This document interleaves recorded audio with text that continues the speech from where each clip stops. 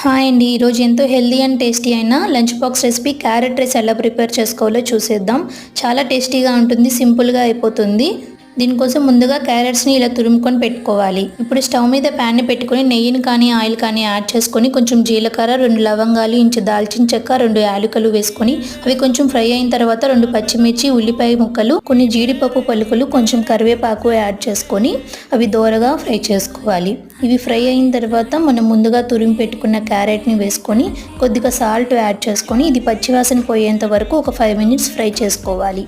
ఇప్పుడు రైస్ని యాడ్ చేసుకొని టేస్ట్కి తగ్గ సాల్ట్, 1 టేబుల్ స్పూన్ వరకు సాంబార్ పౌడర్ వేసుకోవాలి. ఇలా సాంబార్ పౌడర్ వేయడం వల్ల క్యారెట్ రైస్ అనేది చాలా టేస్టీగా ఉంటుంది.